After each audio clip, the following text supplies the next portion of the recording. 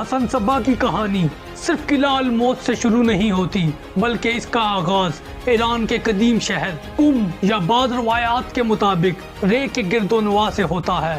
سن 1050 عیسوی کے لگ بھگ ایک ایسا بچہ پیدا ہوا جس کی آنکھوں میں عام بچوں کی طرح کھیل کود کے خواب نہ تھے، بلکہ علم، طاقت اور عقیدت کی روشنی چمک رہی تھی۔ چھوٹی عمر ہی سے وہ ایک غیر معمولی ذہانت اور حیران کن یادداشت رکھتا تھا۔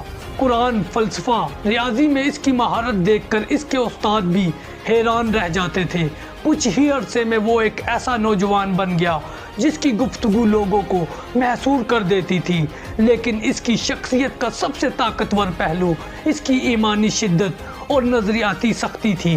وہ کسی آدھے تیتر یا بٹیر راستے پر یقین نہیں رکھتا تھا، یا سب کچھ یا کچھ بھی نہیں۔ یہی سختی اسے بعد میں دنیا کی سب سے پراسرار گروہ کا قائد بنانے والی تھی۔ یہ وہ دور تھا جب فاطمی خلافت کے داعی ایران میں سرگرم تھے۔ ان کی تبلیغ نے حسن صبا کے دل میں ایسی آگ بھڑکا دی کہ اس نے فیصلہ کیا کہ اب اس کی زندگی صرف اور صرف ایک مقصد کے لیے ہوگی، اور وہ مقصد تھا اسماعیلی تحریک کو مضبوط کرنا اور ایک ایسی سلطنت قائم کرنا